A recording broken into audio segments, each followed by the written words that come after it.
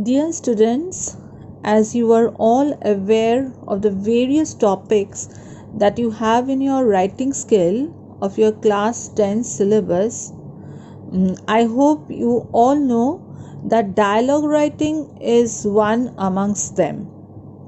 So, today we are going to deal with how to write a dialogue. Now, you might say that you have been practicing this since class 6 or rather class 7.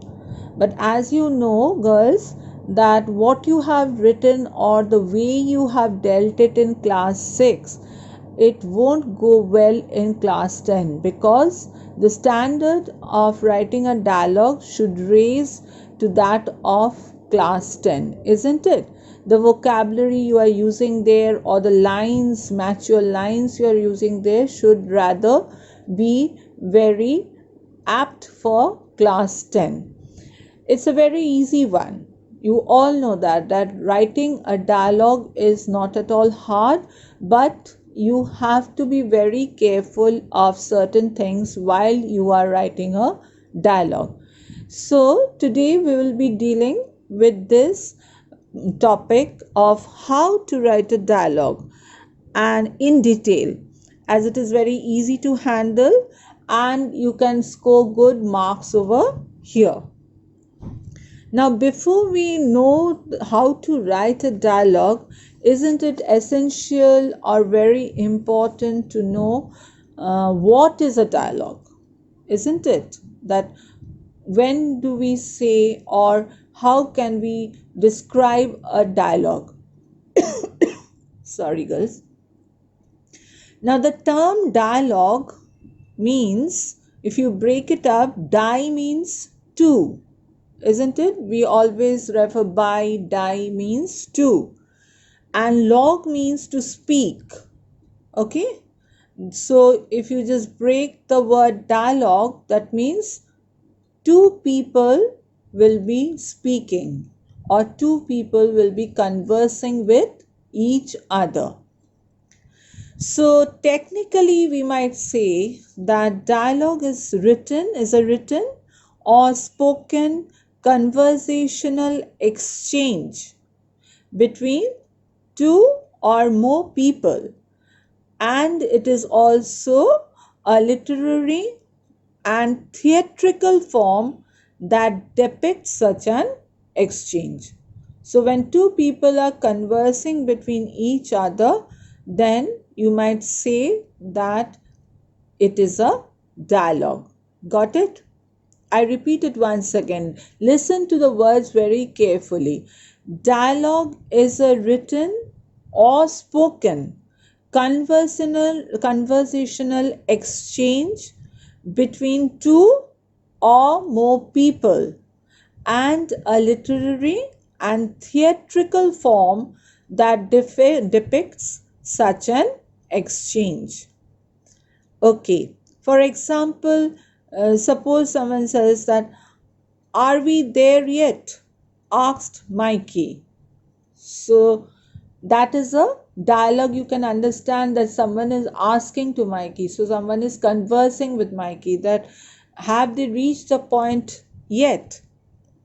Now, to write a dialogue, now this is very important, girls, that to write down a dialogue, it's not verbally. When you are writing it in a paper or in your question paper, the answer to a question, then you need to know your direct and indirect speech very well. You need to know your narration very well, because that you are going to imply over here.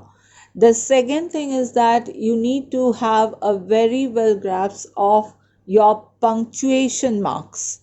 Okay, so these two things are very, very necessary when you are writing the dialogue in a narrative form or in a written way. Now, the second thing that comes is that, why is dialogue important? What is the importance of it? Now, dialogue, you might say, is important because when you have dialogue, it shows the character's personality. Remember this, girls, that the way a person converses, the way a person speaks out, it's very true, very, very true, that you get to know that character's personality, emotions, and actions. Okay. And with dialogue, you can show how the character is instead of describing how the character is. You can directly prove that this person is like this through his words, the way he converses, the way he throws things at other people, the way he interacts with other people. Now, it's very funny, girls, that we are all attracted towards the beauty of the person first, right? It's always that we appreciate that, oh, that girl or that lady looks so beautiful, isn't it? And because that is very pleasing to the eye. But once that character or that beautiful lady opens her mouth, you might feel or you might say to yourself that what is this person speaking, and how is this person speaking like that. So immediately you get to have a knowledge about that person, and you shrink back, not getting just by attracted by her beauty, her speech, her vocabulary, her way of presenting things to others. There she fails. That is why we are saying that it projects the personality of a character, and hence it is very, very important. Another thing is that, girls, dialogue moves very quickly. It's very quicker, and it is nimbler than paragraphs of narration, isn't it? To go through sentences or go through lines, everyone finds that much more interesting, and everyone grips in that much more. Your attention goes there much more rather than going through lines of a paragraph. You can move fast through the lines, isn't it? Once you see a huge thing written in a piece of paper right in front of you, there itself you get stuck.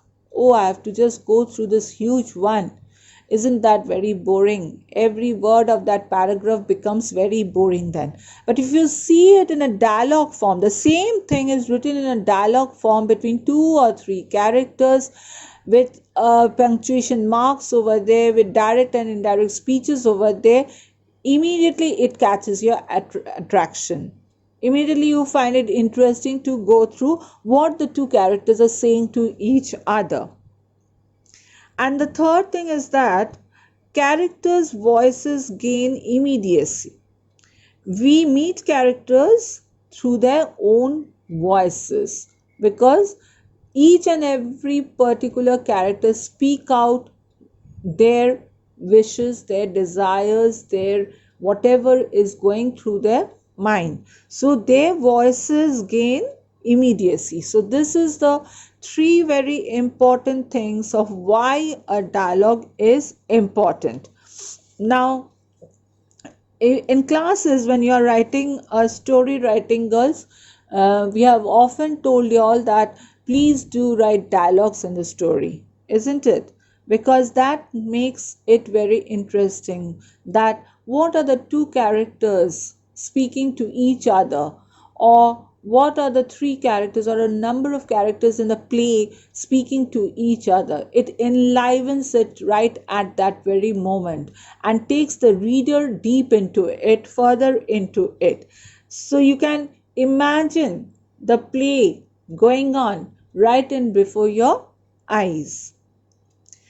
Now, this is one thing. The first thing that we got to know is that what is a dialogue? It's very simple. It's a speech or a conversation going on between 2 or more people. And the second thing that we got to know is that why is a dialogue important? Okay. The third thing that we will be dealing today is what are the 4 types of dialogue. Now, this you need not know very much, but once we are dealing with dialogue writing, I think you should know of the four types of dialogue. You may not pay much importance to it because in your class 10 syllabus it is that you are asked to deal with just simple dialogues, directed dialogues, okay. But it's always good, Nuggets, to know, to have a knowledge of the whole thing rather than to know just a part of it. So I'll be just dealing with the four types of dialogue. Just have a glance through it, but you need not remember much about it right now because that might become very heavy for you all. And you might say, ma'am, it's not related to our syllabus. But as I said before, to have a knowledge of the whole thing should be in your hands. So let us just know the four types of dialogue, girls. The first one is the directed dialogue. Okay. Now, this is the simplest kind of interaction that can be used in literary writing, and it's written in very simple language, and it is directly, the interaction happens directly between two people. Suppose character A and B. So these two people, when they are interacting between each other, they are conversing between each other. So that is known as the directed dialogue. Most of the cases that you will be dealing in class 10 syllabus is based on directed dialogue. Okay, you might be asked to write a dialogue between two characters on a certain topic. So that is known as the directed dialogue. The second thing is the misdirected dialogue. Now, misdirected dialogue looks more like natural communication between two people because the participants don't answer direct questions. Okay, the two people or the three people, they are communicating between each other, but they do not answer direct questions. The tone and the manner of communication may vary, and the third person may interrupt their talk. Now, suppose in a meeting, a meeting of a number of people that is going on in a number of people, and there everyone can place their opinion at a certain point of time. So suppose two people are already talking and having a discussion, and the third one intervenes over there or interrupts in between, or just places his or her opinion over there. So in that case we call it as the misdirected dialogue. The third one is the modulated conversation, and in such type of conversation two characters may gradually slow into a retrospection so that they can develop the plot or observation. A conversation is going on and you stop for a while and again you start it, so you get to know what is going on in the mind of the other person, okay, and how he is going to give the answer to what you have spoken about. So that is a modulated conversation. You modulate, you give that space, that time, okay, to know that what is happening in, or what the other person is going to say to it. And the last one is, girls, interpolated conversation. And this means that the dialogue can be interrupted with narrations to explain, examples to explain, and interpret some information which is not given in the interaction directly because of some reasons. Now, of these four types of dialogue, please cater to only the directed dialogue for the time being, because that is important for your class 10 syllabus. And the other thing that I would like to tell you all is, what is the dialogue format? Now, to format dialogue in a story, right, as I have said before, that very often we say that, girls, when you are writing a story writing, please do write it, give dialogues in it, because that becomes more interesting, that carries much more marks. The examiner can understand your grammar over there very well. insert a paragraph break and indent every time a new speaker starts talking.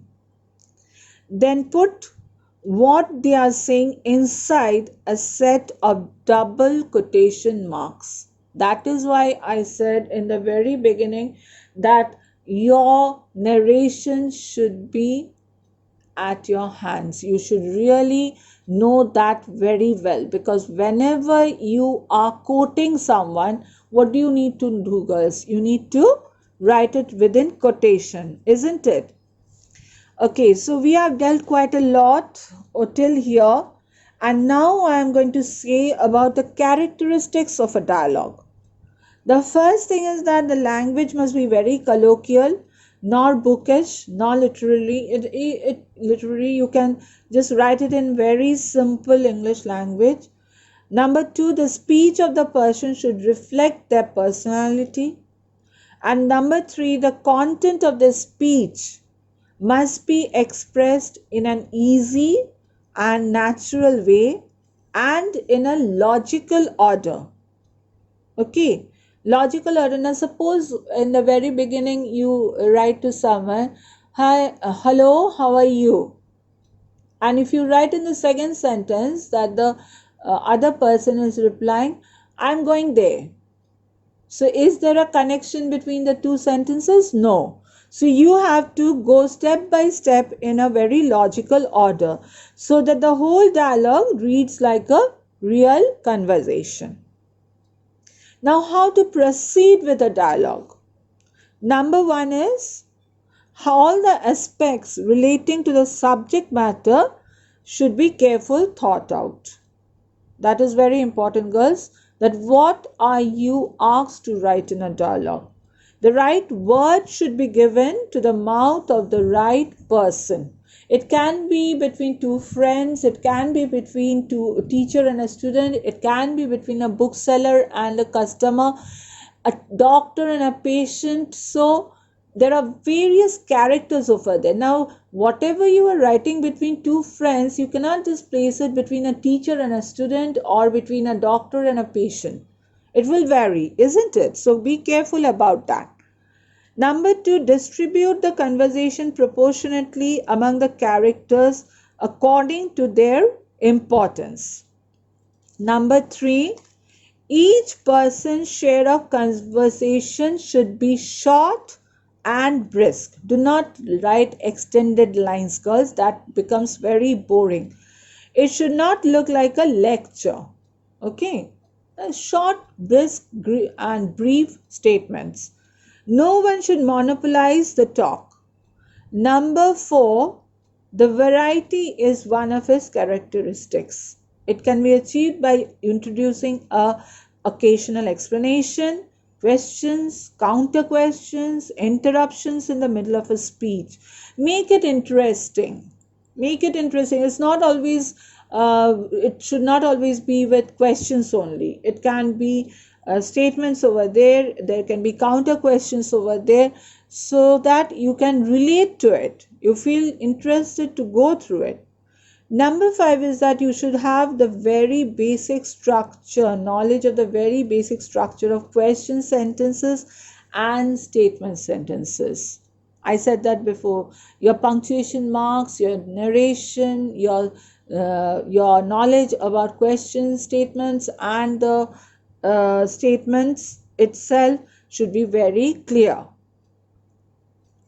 And number six is the practice of guessing the questions from the answer and vice versa will be helpful.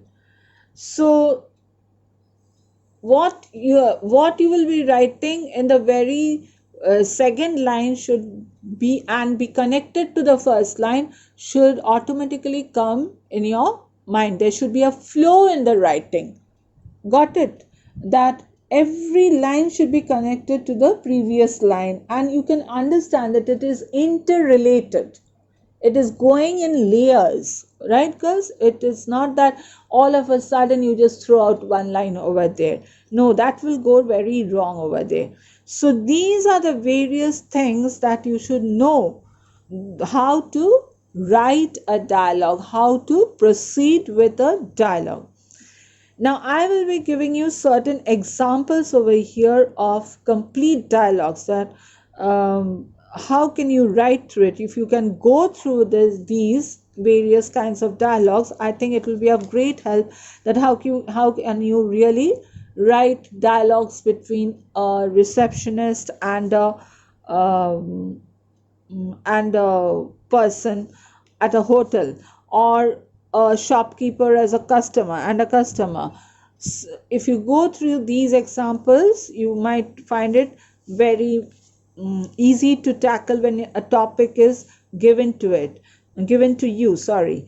So these are the various examples, and the last part that I would be dealing with you today is that for your practice at home, I'll be giving you certain dialogues to write.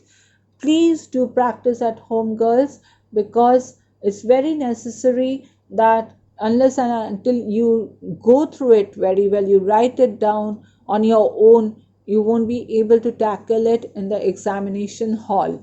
So you can have various ideas of how to really take control over a writing. So these, please do practice it. What I am giving over here, practice it from other writing books too. Do not waste your time. As I've always said, that use it in a very very positive way, because time will never come back. Okay, remember that, girls. The time that you are spending now, you will never get it back. So use it positively and stay well, stay happy, and thank you.